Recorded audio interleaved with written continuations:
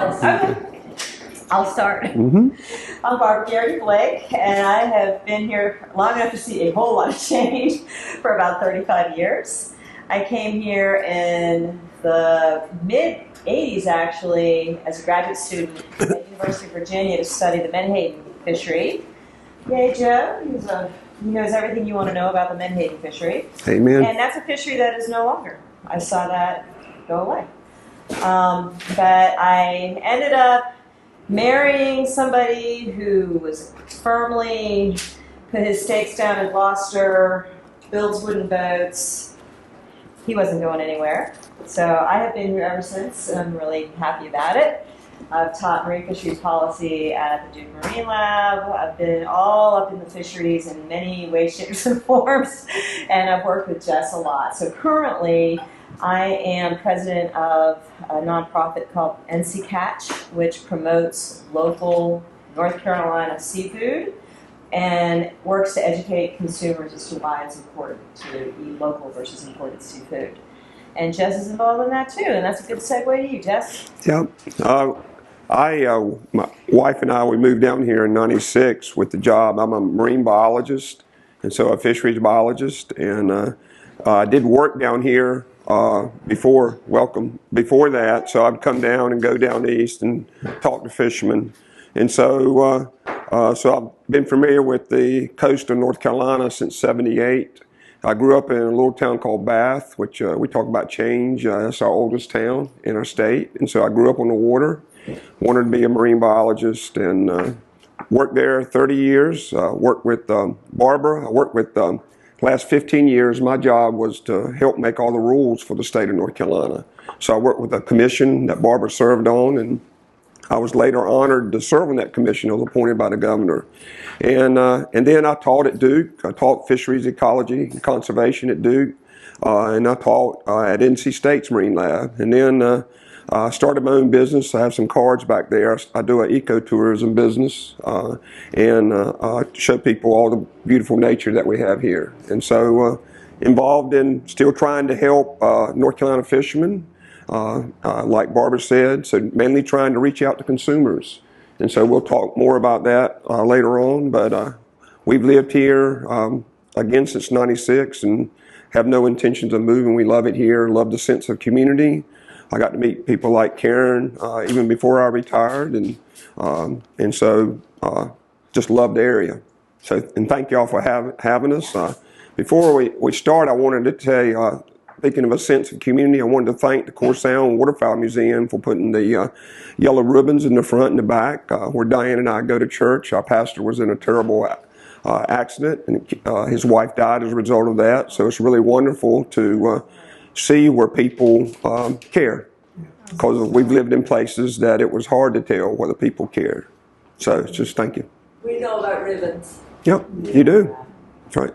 Wow. So that's me. The whole anthropology study about the ribbons. Mm-hmm. Yeah. Yeah. So thank y'all. Thank you for taking time out of your day, and this is I've never done one of these, so hopefully it'll be very informal. So it is. So I think we should start by going around everybody saying their favorite seafood.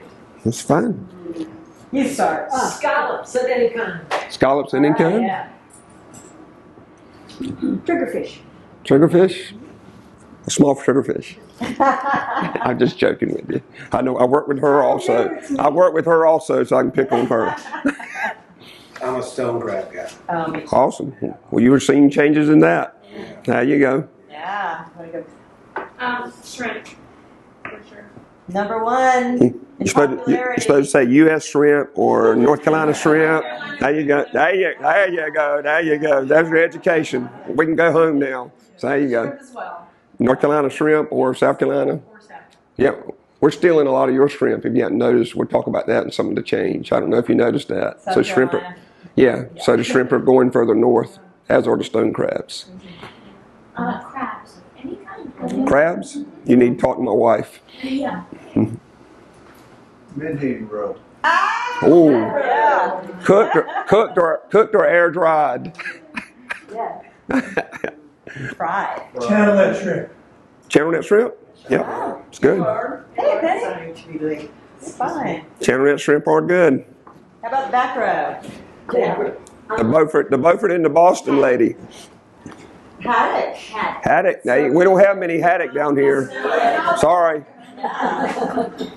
Shrimp and salmon. Salmon? Don't have it. What's your favorite seafood? Oh, soft crabs. Soft crabs.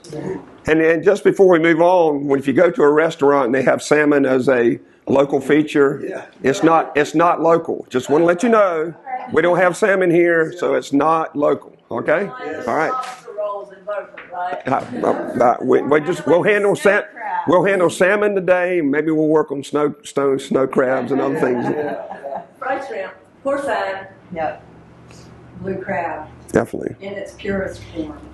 Yeah. Raw. Sorry to be hello crabs. Crabs? Blue crabs? Any crab? Any. Yeah, you're supposed to say blue crab. Blue crab's my favorite. Blue crab. Because we don't have those other. We have stone crabs. Them stone crabs will be all right. Blue crab. Okay. Sorry, shrimp. Shrimp? North Carolina shrimp? Local shrimp. Local shrimp. There you go. Blue crab. There you go. Crab and scallop. It's kind of the top. Scallops, bay scallops or deep sea? I like bay scallops. Yeah, so do I. I mean, they're sweet. Really, really. Yeah. Eat them raw. Anybody ever had one raw? I mean, whoo, they're good. Sweet. Favorite seafood? Fresh flounder. Yep. Yeah. Yep. Shrimp with the tail still fit. Shrimp with the tip. Just pick them up, eat them, bite the head off, and there you go. Crab, they freshly picked. We only get one now. You're going to make us all hungry. You're making me Yeah, that's right. You're going to make us all hungry. You got to cook us something, Darren. See how much you like. Oh, me, I like, let's see, that's a good one. Local shrimp. Yeah. I think local shrimp. And if I had a choice, channel net shrimp or cast net shrimp. So sometimes I catch my own. So. All right. And I'll put in a word for the lowly mullet. I love charcoal mullet. All right. It's awesome. That's unique. So I think this room is a little bit representative of the most popular fisheries because definitely there were more. Most of you said either shrimp or crab. Those are the two most abundantly harvested, two most valuable fisheries in North Carolina. Yeah, crab is our most important fishery.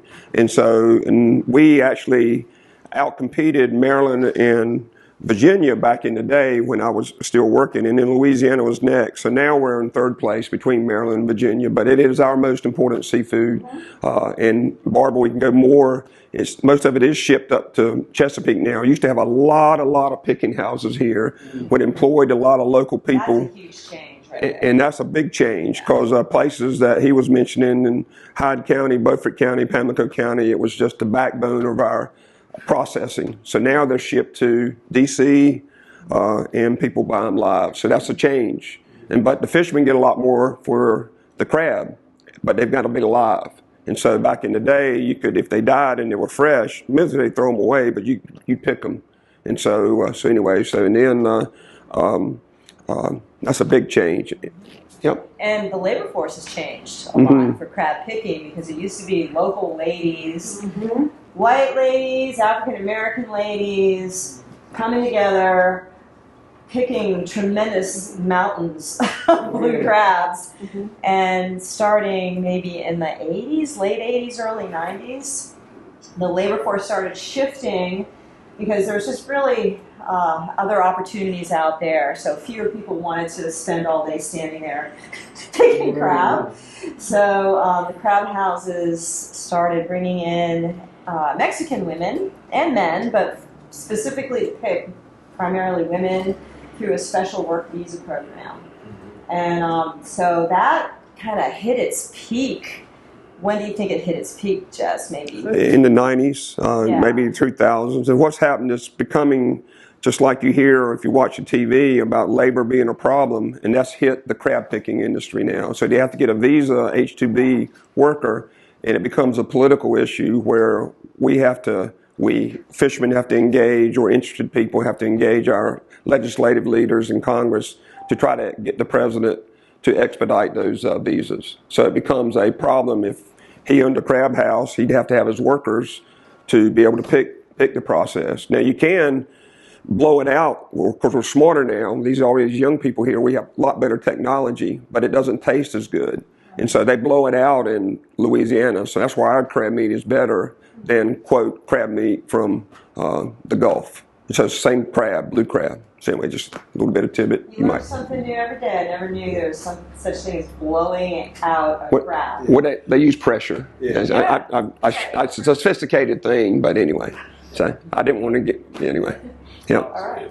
Do you have a question? Yeah. You have a question. Go ahead. Yeah. It was you. Okay. So, interestingly, nobody mentioned oysters as their favorite. Yes. Interesting. Where do they rank? If shrimp and crabs are 1 and 2, where's oyster? And I'm glad you said, because I had a brain scan on shrimp. Guess who consumes more shrimp than anybody in the world? Us, not me.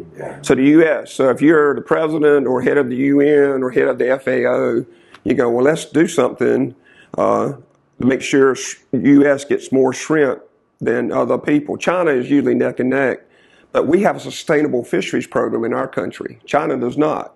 So it's a socialized fisheries. So we have a command and control system where somebody in the government, let's just say, we'll pick on him. He's hired, and the government tells you, here's how you're going to catch shrimp. But it is sustainable. And so we are the number one, but yet 80% of our shrimp is imported. So if you're a government leader, you go, well, what's the discourse? And what is the discourse? Why is that? It's because it's cheaper. And you say, why is it cheaper? Well, they don't have the environmental programs that we have. Most of their shrimp is aquaculture raised. So they allow the larvae, when they come in and get into the science, the larvae come into the marsh, they dam the marsh, they let the shrimp grow what nature is providing to you naturally. You cannot do that legally here in the U.S. You cannot dam the marsh. We know the marsh is very, very, very valuable for ecosystem production. And so shrimp you can get, a pound of shrimp, $4, $5 headed and deveined. And you'd be very hard pressed to do that here because of all the costs with that. And so now getting to his oyster question is that oysters were going into a valley. When I worked with her, she was on the commission that I served with, and we were not doing good at all. And based on the efforts of nonprofits and citizens, oysters are coming back up. So we're still nowhere close to Chesapeake Bay, which is the heart of the crab industry and the oyster fish. But Barbara she's always been a positive person. So if I was going to ask, well, what is the most positive thing we see in the seafood industry?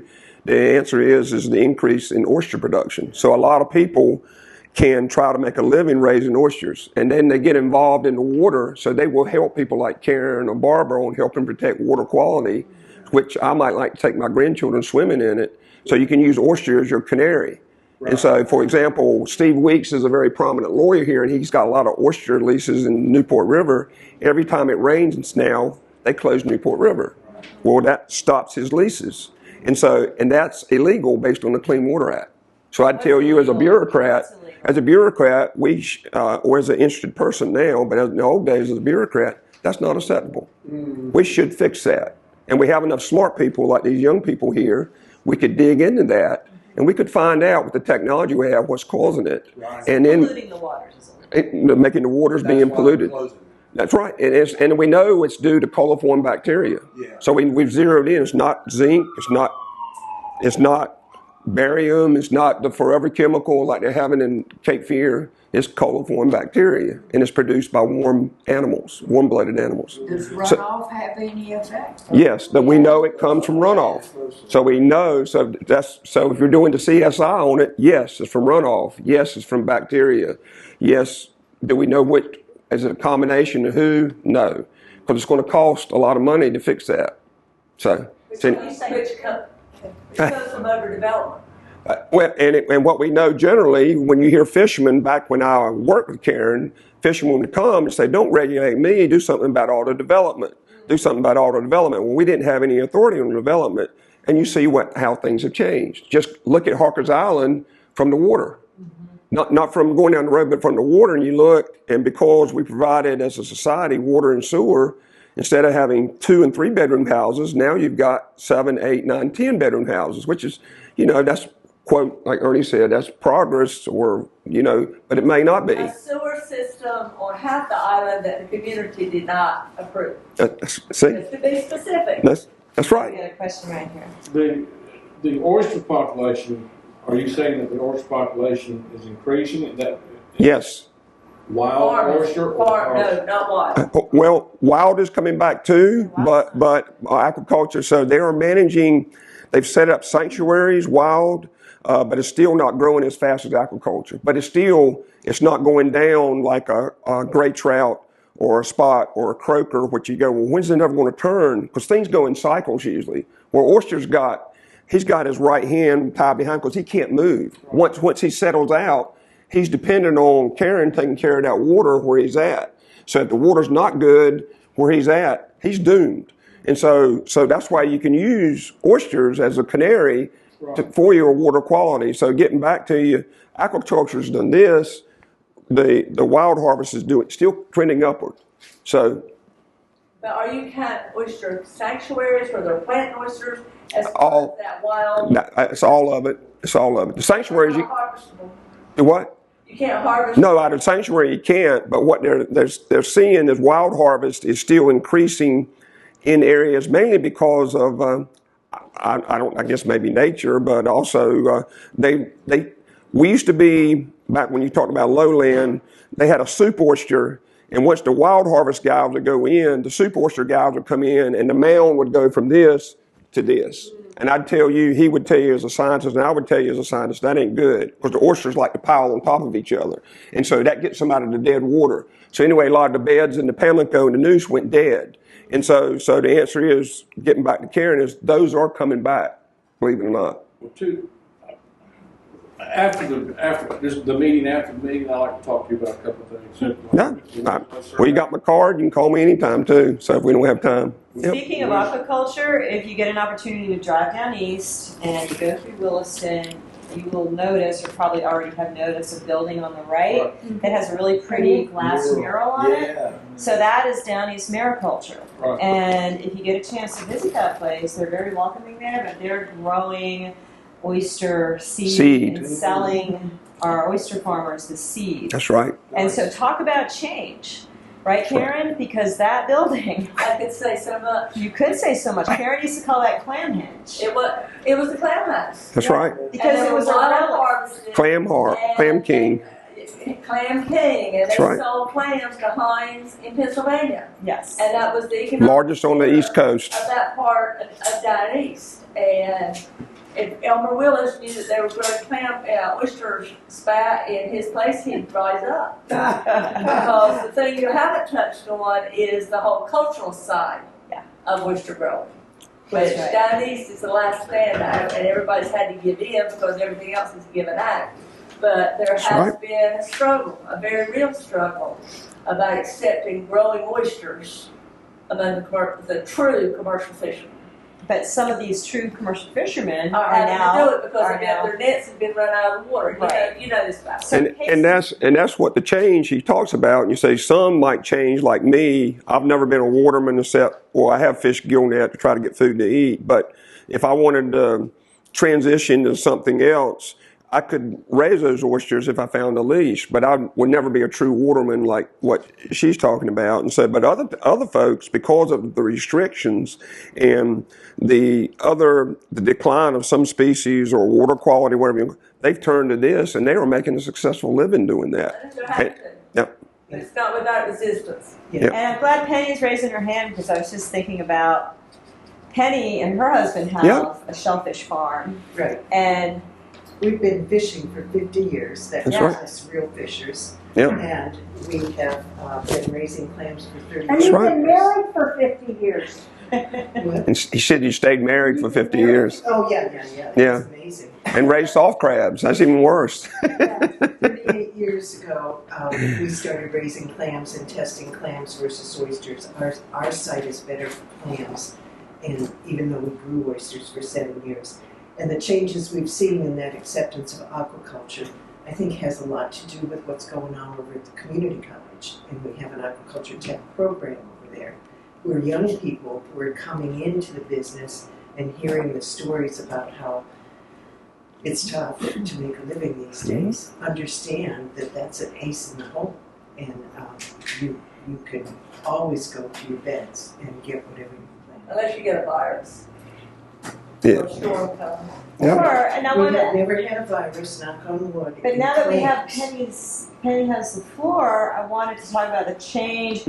I don't think anybody feels the effects of development more than shellfish. It's folks. rice. That's true. So Newport just River. give us an example of what's happening right in your neighborhood right now. We live on a dead end, at the dead end of a dirt road named East City Road, which is a total misnomer. In Smyrna, in the Yes, city in of Smyrna. Smyrna, in the city of Smyrna. It never quite came, but there were 5 houses on our road up until the last year and a half.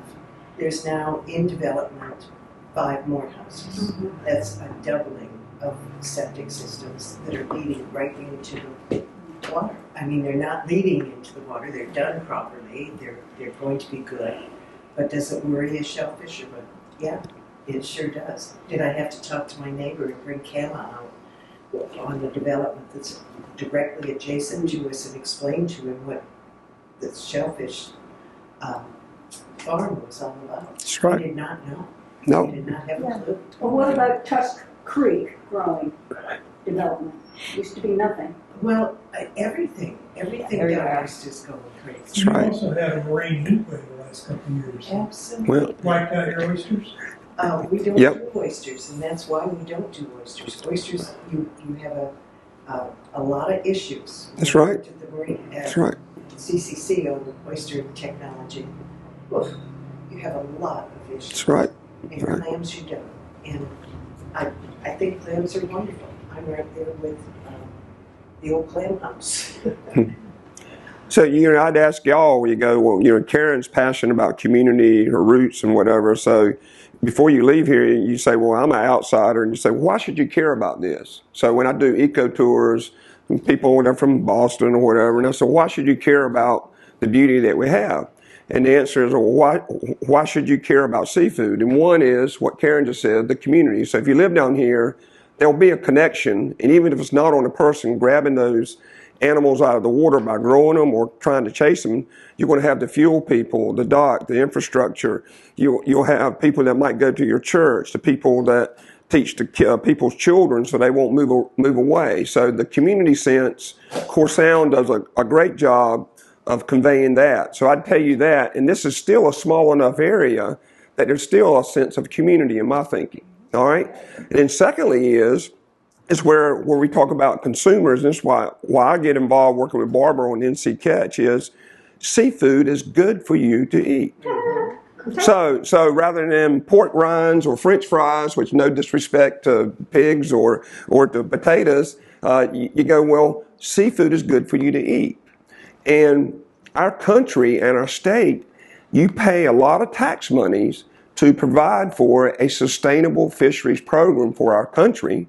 That people, you have the second oldest fisheries lab in the country right here at Beaufort. You got marine labs galore, some of them working on these issues where I used to work. And so you as a taxpayer, when you used to pay my salary, I was supposed to try to help keep those fisheries sustainable. And so, it's good for you to eat. We're the second highest rated country in terms of seafood consumption, but we import 80% of our seafood. And most of our level of living, our standard of living is higher than most countries. So why is there a disconnect? So the reason we try to do NC Catch, and I've heard, Karen do it in her museum, just think about that when you go out to the restaurant. And we've got more independent restaurants here in Carter County than almost any county around based on Browder from the TDA. He told Carter to catch that. So I think 75 independent restaurants. So you're not going to Red Lobster. You're not going to Bonefish Grill. You're going and you ask, is the seafood local? Yes. And then you have to become educated enough to know whether somebody's shooting a line or not. Whether it's intentional line or whether it's like somebody told the other day I went and they said their local feature was red snapper. Well, red snapper was closed. And so I could have done a DNA analysis of my old job and I could have written that person a ticket if I wanted to. But what it is, the person that sold them that fish, it was vermilion snapper, which is open. But consumers want to eat red snapper. Vermilion snapper is a great fish to eat. and it's sustainable populations based on the federal government. So try to educate yourself enough, and then ask the locals. What I tell you, because a lot of us still go out to eat, you know. So and when you go out to eat, Barbara can cite to you. Most people, when they go out to eat down here and they order seafood, guess what they expect? They expect local seafood. Yeah. That's Not what you get. Is it true, correct me, because I've heard you talk about this many times, but as long as they have one local seafood item on their menu, can they say their seafood is local? No, that has to be a Carter Catch member. They can say anything they want because it's, God bless capitalism. They can put, you know, they can put on their menu, like the bistro used to put Carter Catch feature. You know, now yeah, she and I went to a place the other day, and the local feature was red snapper, and red snapper was closed, and I knew that. Mm-hmm. And I didn't dig into it to see if it was vermilion, but it could have been. It was frozen red snapper from the Gulf, or fresh red snapper. Because Penny and I were going out to eat, we could get fresh tuna fillets thrown in from Panama tomorrow. Mm-hmm. That's the wonder of the technology you young folks are dealing with, or if you want to be a business entrepreneur. Mm-hmm. So in the concept of local, because I was involved in CCatch, the concept of local becomes a PR issue. And as long as they can fly a Carter Catch flag, people assume that everything there was. Mm-hmm. When in fact, it only had to be one item throughout. That's correct. So it's all about communication. You know, Vicky last night in Manio, and I would say Catherine at Wild Wheels are the only two restaurants in the state of North Carolina that are 100% committed to local seafood. North Carolina. It's hard. It's impossible almost. Yes. Unless there's not enough products. And when you're trying to make the margins meet, if you run businesses, it's very, very, very hard to reiterate what Barbara has said. Because when I've talked to the owners or the managers, and because they want to do that, you know, but again, if the consumers are coming in and say, I want king crab, snow crab legs versus blue crab lump meat at whatever it is a pound, guess what they're going to provide you? If the consumer, and so, yeah, Barbara and I, we applied for a grant to try to help educate people, and some people were convinced, well, consumers don't have anything to do with this. But that's a lie.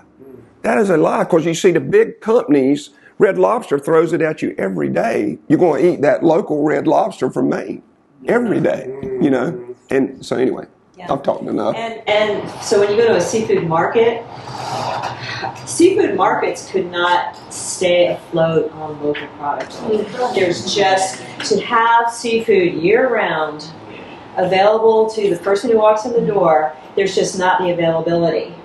And I just want to read a couple of facts and figures. Where did I put those facts and figures? Okay. So since the year 2000, our state has experienced a 62% reduction in finfish landings. That's huge. Since what year? Since 62%. And why is that? We're at the lowest level. Where have all our finfish gone? Yep. Why don't we have finfish? And so I was working on a supply chain study. Actually, it was for NC State and NC Catch years ago. And so I interviewed seafood distributors in North Carolina. And one of the distributors said, you know, between the federal councils and their regulations, there's a lot of finfish out in federal waters beyond 3 miles. The state regulations, which are 3 miles in, and a lot of other factors, the availability of key popular species had just really plummeted. So he said, if I can get North Carolina fish, I absolutely try to get that first. If I can't, I get domestic fish. So that might be fish from Alaska, fish from the Gulf Coast, but it's still a U.S. seafood product. He said, if I can't get that, I have to keep my trucks full. Mm-hmm. I have to keep them loaded. I have to keep them running. I have people that I'm employing, they have to keep supplying all these seafood companies. My next tier is, I pick it up at the biggest port in the United States, which is the Miami International Airport, and we pick up our imported seafood, right? So I understand their dilemma. I understand their dilemma. They're trying to do the best they can, but if you don't have a product, you don't have a product, right? And it's a complicated question as to why don't we have the amount of fin fish we used to. It's a very complicated question, and there's lots of factors involved. Sure. Do you want to go into that at all? Well, and I think that's more, you hire experts to try to do that. If you want to get involved in that, you drill down and go into the rabbit hole, and I can talk to you more about that. But you need to bottom line is need to hold your leaders accountable. We elect governors. The governor hires the bosses. I work for 9 bosses for the Division of Marine Fisheries. The president appoints the head of commerce who runs fisheries or Congress approves that person. The president recommends them. And so you just need to hold them accountable. And so that's one thing. But the other thing getting back is a lot of people don't realize that seafood's seasonal. So she likes flounder, right? Well, guess what? Flounder season's closed now. So if she went to the sanitary and ordered flounder, and you say, is it local? And they go, yes. So then you got to say, well, it could have been caught during the winter when the season was open, and it's a different species. We have 3 species of flounder in our state. A lot of people don't know that. And the one that's caught during the winter, they're caught up by trawl, and they go up north. Those big red boats that you see going across the Beaufort Bridge, they do that, and they do scallops, and they do shrimp. Because they have to catch a large volume because you've got a lot of gas, a lot of investment in those boats. And so they will catch that flounder during the winter, bring it back, they cut it, freeze it, and then they'll sell it to the sanitary. So you could get fresh frozen, okay? So don't just think, so shrimp, like during the winter, we used not to get a whole lot of shrimp. Now, we're seeing those green tails off the bar, during the winter, so you can actually get Miss Gina or whoever, you can get local green tails during the winter. And that's part of the chain. And she took the words right out of her mouth because he likes stone crabs. We're seeing more and more and more stone crabs. Nobody's really paying a lot of attention to them. More and more sheep's head, that's a warm water fish. More and more green tails. So we're not stealing, but the shrimp from Georgia and South Carolina have shifted north. So the Georgia and South Carolina fishermen will come up here. It just makes sense. And they're catching shrimp in the crab pots in Chesapeake Bay. Exactly. And she took the words again. So now Virginia's trying to decide, quote, that we allow trawling in the bay, and right now enough recreational fishermen have said no, but they're allowing them to trawl right outside the bay under a permitted system. So now they give, we're only going to give 15 permits. So they're not allowing a full capitalistic investment in their commercial fishing for shrimp. Even though it's there, nature has provided it to them. They're saying, well, we're only going to give you 15 permits. So whatever. There's also a very fraught political climate that is not friendly to the commercial fishing industry. Very fraught. And so I want to show y'all a graph. So this graph right here, I don't know if you can see it, but in general you can see it goes down, right? Yeah. So the little black diamonds are the number of fish houses in North Carolina. That's gone down, but not to the extent of overall seafood landings.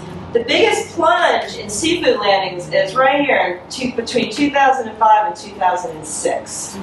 Now, if you didn't know the details, you could look at this graph and say, oh my God, overfishing. Look at how we are overfishing these stocks. This is terrible. We've got to get these nets out of the water. We've got to stop these commercial fishermen. So, Joe Smith, can you enlighten us as to why, one big reason why landings plunged around 2005?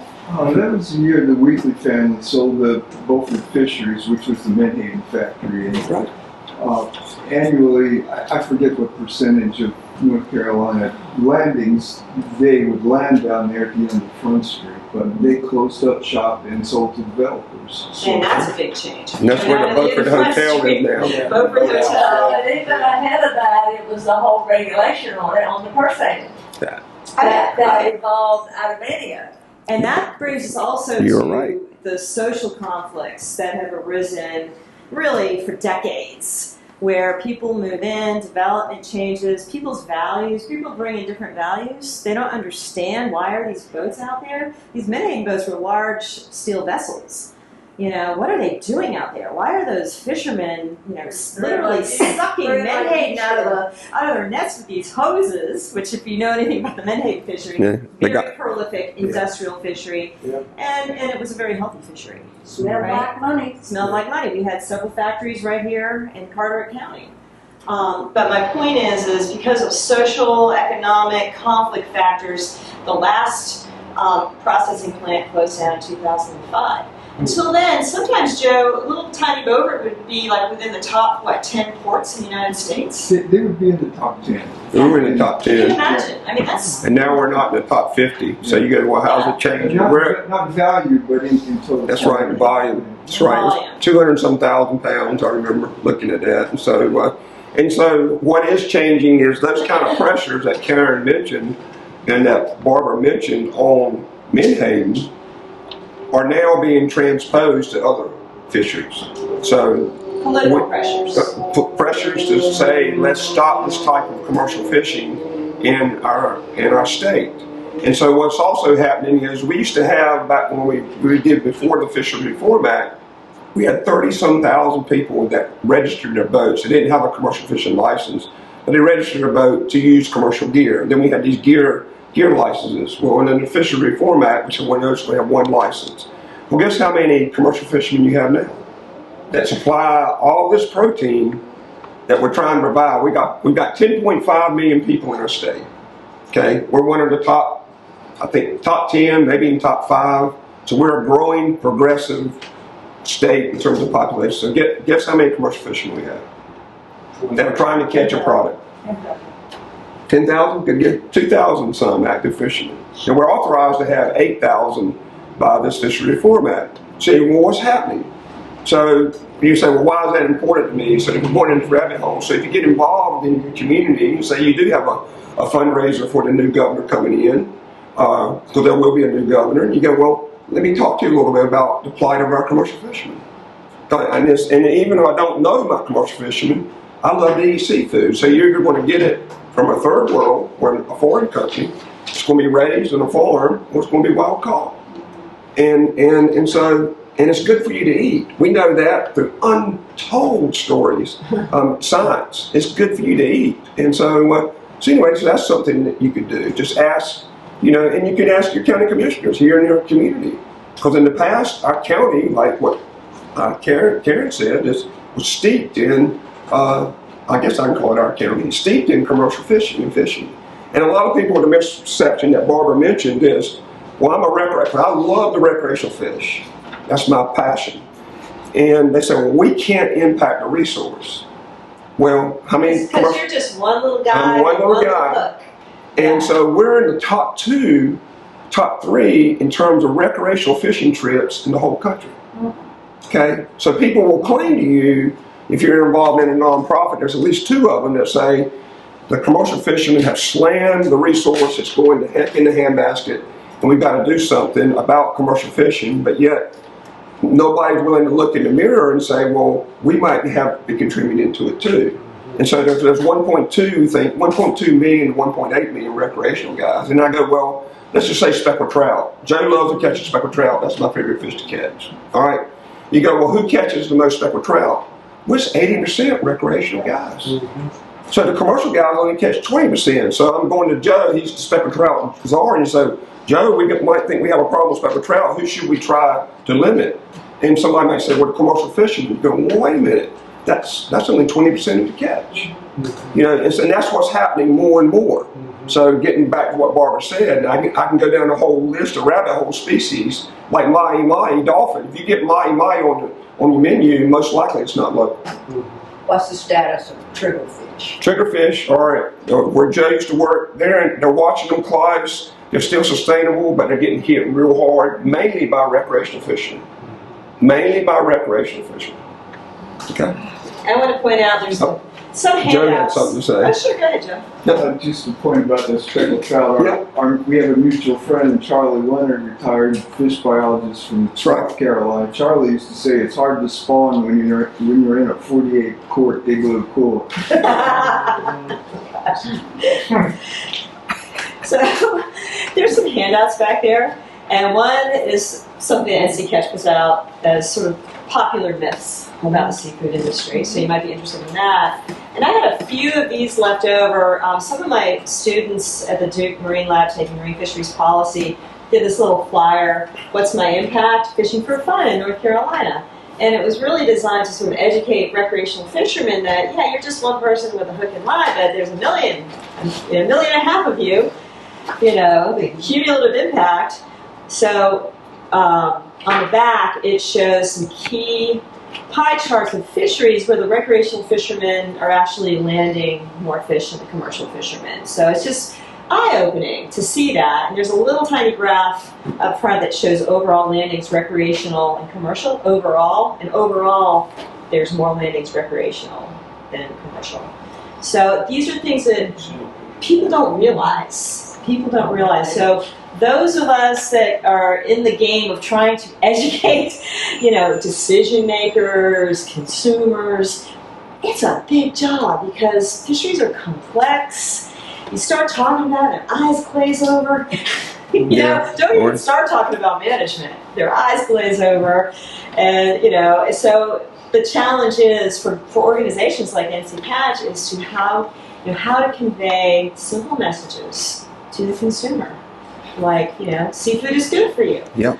If you eat local seafood, there's a big perception that trawling is horrible for the environment. There's too much bycatch, they're tearing up the bottom. Why do we allow trawling in the sounds and estuaries of North Carolina? That's a hard one, right? Because it just almost seems like common sense. Yeah, that's going to be terrible. But guess what? Our shrimpers are very restricted. They helped design finfish excluders. They helped perfect turtle excluder devices. They've reduced bycatch by over 40%. Working as part of cooperative studies. They can't just go trawling anywhere they want, anytime they want. It's very managed. So I ask people, would you rather have a shrimp from that trawler that you see out there in the Straits Channel? It's going to be for sale at Miss Gina's shrimp stand tomorrow. You can see them fishing it. That's local shrimp. That's a relatively small boat. Most of our boats in North Carolina are small scale. They really are. It's highly managed. Would you rather buy shrimp from an outfit that is following the rules and is actually taking part in trying to be increasingly environmentally friendly? Or do you want to buy a shrimp that's flown in, halfway around the world? Look at that carbon footprint. From God knows where, from a country that has zilch as far as environmental regulations, or they grow them in ponds, and we don't even want to get into that situation right now because and I neglected to say, so we import 80-85%, depending on how you work the numbers, and guess what percentage of that seafood is inspected by the people that are supposed to keep food safe for us? 2%. So now Arkansas instituted some more severe regulations to import because they have a big catfish industry. They grow catfish. Well, the Chinese were sending a lot of catfish over here. It's a different species than what we have, and it's good to eat. In fact, some people in Miami and in Boston, they were feeding people catfish, and they called it grouper because it's so big and nice and white and flaky. So it's called pegadius. And that's just mind-boggling to me. So that somebody, why would you not ask the local? One other thing I wanted to add in terms of change is the government in itself created. The government is there to serve the people. So I was a public servant for 30 years. And you say, well, how can you best serve the people? One, in the public trust, you want to try to keep it sustainable. But you also want to have as much flexibility to allow somebody that has a creative mind, like your husband, or him, you might just go to give you freedom, flexibility. What's happened is government has decided to disallow a fair amount of that flexibility. For example, where Joe used to work, they do a snapper grouper. If you want to catch a triggerfish commercially, you have to buy 2 licenses, and they're about $30,000 a piece, and you have to tear one up. And so because the science indicated there were too many, quote, commercial fishermen fishing for bottom fish, like triggerfish. And they didn't put any, cap. So at what number are we trying to get down to? That's right. It's just going to continue to buy one, destroy one, buy one, destroy one, buy one, destroy one until life. So the reason I'm telling you that is we have our fishermen are getting older and older and older. And you go, well, where are the younger ones coming in? And Penny mentioned, they see the light on that in aquaculture and raising oysters. Well, do they see the light on any other?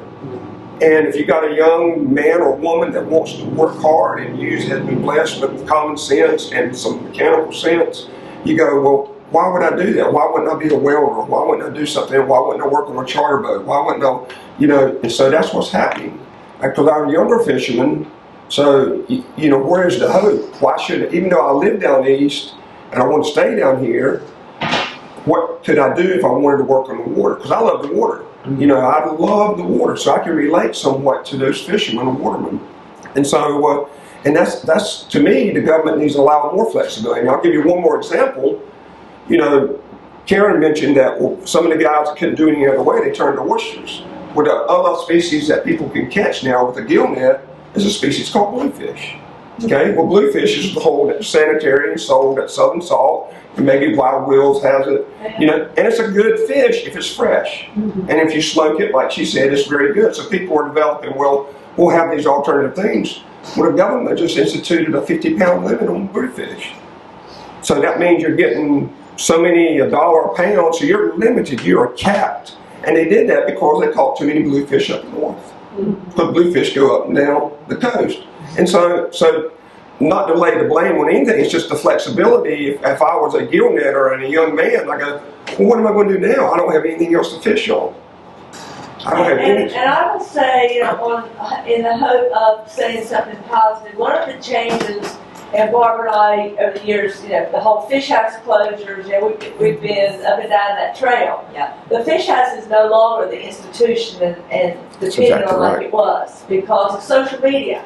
And you talk about Miss Gina, well, it's Monica, they're Beaufort. She has an education degree and a nursing degree, but she wants to be part of her family's seafood business. And they're making a terrific business there on that curve because of social media. And she's educating more people than we ever will in a class or a museum because now everybody knows what the cat is, they know what's heads on, they know that Thomas is in the ocean, he'll be back at 9 o'clock. Like green tail versus the summer. Yeah. Exactly. That's and in a lot of the conversations I'm in and the interns have heard it all summer, this whole sense of loss and what does Down East look like now, what's it going to look like in 25 years. And I just got out of a meeting this morning and I said, if the people down east, like Thomas and Monica, both are, Marshall Brothers and Marcus Island, if they will look at it, they will find a way because that's where the social and the cultural piece of it, and fishermen will find a way. Adam Tyler's growing oysters and clams. He don't want to, he wants to fish. Yeah. But he's doing what he's got to do to stay in Tusk. And it's not a perfect world, but that's the compromise people take to stay in the community that they love and makes them who they are. So when you look at fisheries, you're looking at the whole, you're looking at the people, you're looking at their creativity, their determination, and they're using every tool. Who ever thought you'd be selling shrimp for $9 a pound on the internet? Or Adam making beer with oysters. That's right. Exactly right. Yeah. And that is a segue into saying, well, how are fishermen? Our fishermen are notorious for being able to adapt, and also our fishermen are notorious or famous for being looking for new ideas. Like the flounder fishery, also, where our fishermen started that flounder fishery up off of Boston. They started it, and so Senator Schumer is still upset that we get 24% of the quota for the whole East Coast. And he is adamant, but we still get 24% because we established it.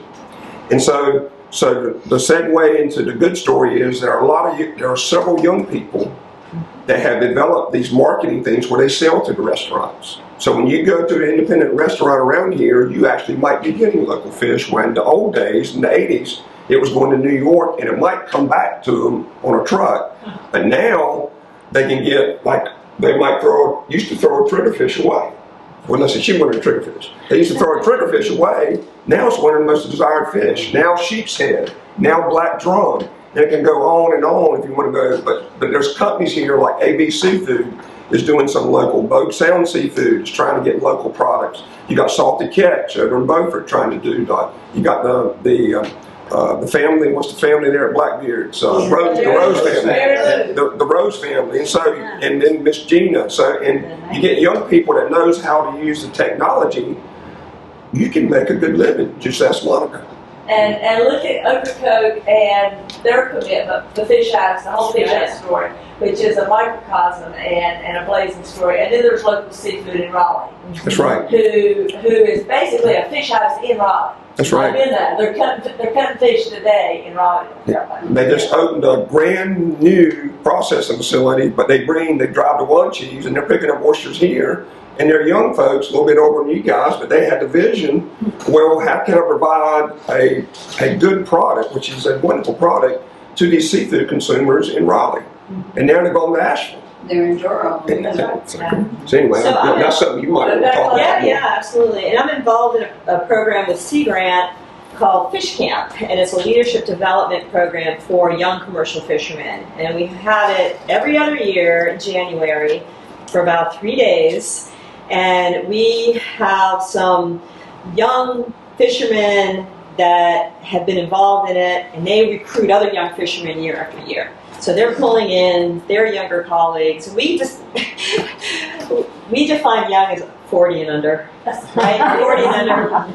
But this last time, we had several high school students from Wanchese that fish regularly, and so we have them, we put them in front of fisheries managers, we put them in front of their leaders, political leaders. We know that networking is very important, and that if this industry is going to survive, people have to look beyond their families, look beyond their communities, and have these other contacts that they can pull in if they need. Like Karen is the queen of pulling in her contacts, her people. She's got a Rolodex. It's called a vortex. But seriously, if a damaging regulation comes up, they know who to call. And we put them in front of scientists who actually work with fishermen and encourage them. If you have any ideas on gear modifications, innovations, come to me. I've got grant money. We'll help develop this thing, right? So that's a piece of positive news. Mm-hmm. These younger fishermen, they didn't grow up in the days of large quantity, low value. This state used to be all about large quantity seafood for low value. Fishermen would offload tons and tons of fish. It would be put on a truck, and it would be trucked to Fulton's Fish Market and other points, right? We can't do that anymore. We can't, for a variety of reasons. People don't have access to that large quantity. So they've had to learn how to work with smaller quantities and get higher value for those quantities. So these young fishermen, they didn't grow up in those old days. They don't have that sense of loss that their grandfathers do. Their grandfathers have been saying for years, it's over. Fishing industry's dead. And there's the movie, The Core Sounders, and one of my favorite scenes is our former Commissioner Jonathan Robinson, may he rest in peace, was standing in Heidi's net shop, in Harris Net Shop in Atlantic, and these fishermen are like, fishing's dead, another nail in the coffin. And he's like, I've been hearing that for 20 years. What about those guys I see out there fishing right now? You can't say it's dead, but we still have, it's not dead. People are still fishing. And there always are people who find a way to do it. And I'm really excited to work with people like Jess and the rest of my board, because it's worth fighting for. This is wild-caught, actually, aquaculture, let's just say wild-caught for a second. Wild-caught seafood is the only commercially available protein, the only commercially available meat that's on the market. What other commercially available meat can you go to a grocery store that's wild? I forgot to say wild, that's the key. Yeah. You can't buy bear meat, you can't buy venison, can you, in the supermarket? Right, you can't. But you can buy wild-caught fish, and it is the healthiest. And the big companies have learned, if you go to Lidl or Sam's, they emphasize that, like wild-caught salmon is a preferred component than aquaculture salmon. So they've learned, and they're into it to make money. So wild caught is not a terrible name that some people would have you believe. And our fishermen are really the last of the hunter-gatherers. You know, who else is out there hunting food to sell at a market? Nobody. And one thing, you say, well, why should you care about this? And one thing a lot, and Barbara pointed this out to me when we sat down, is we are a unique state. So we're unique ecologically because that Gulf Stream comes by us, veers off, and Cape Hatteras Point is renowned scientifically for its diversity of fish, diversity of animals, whales, birds. And so we have like two worlds. We have north of Hatteras and south of Hatteras, and if you go south of here, you're more like South Carolina and Georgia. And so we are a unique state. So when people used to say, when I was a public servant for you, said, well, we don't do that in South Carolina, or we don't do that in Jersey. I said, no, because we're unique. And we have all this water that we've been blessed with. If we just take care of it, that will provide sustainable seafood if we let people, we take care of the water quality and we let people have access to it. And hopefully we'll continue to have access to fish for fun, but mainly to provide, because a lot of people don't have boats. A lot of people don't live on the coast. A lot of people don't know anything about the seafood except when they go to the grocery store to buy it. And I want some local flounder or whatever it is. And that's where y'all can educate people, because we can do it with our own board, but how do you tell your legislator that? How do you tell your county commissioners? How do you tell your leaders in your communities? And because you will meet them and talk to them, I'll never get a chance to meet them and talk to them. And like you young folks, you've got a lot of years left, so you'll be talking who knows how long. So, and so that is inspiring to But me. that's a great point, that fishermen provide our access to seafood that we otherwise wouldn't have, right? And so somebody living in Goldsboro or Asheville or Charlotte, how are they going to have access to our, we're so privileged to be able to still eat out of our waters. Our waters are still clean enough where we can eat out of them, and we want all the citizens to have that opportunity if they want. And commercial fishermen are the only ones. 10.5 million people. Access. 10 point and So 2,000 we get rid of our people. fishermen, we get rid of y'all's access to this amazing product. Yeah. We used to have folks come from Wilmington to eat at our restaurant. What restaurant was that? Calico Jack's. I got you. Really? That was your That's the Parker's Island. Parker's Island. Yeah. Awesome. So the fishermen would come up to the dock and unload, and Miss Katie and Miss Euler would clean it right there and send it over to Take them. it across the road and cook. And the tails were still flipping. Wow. That's fresh.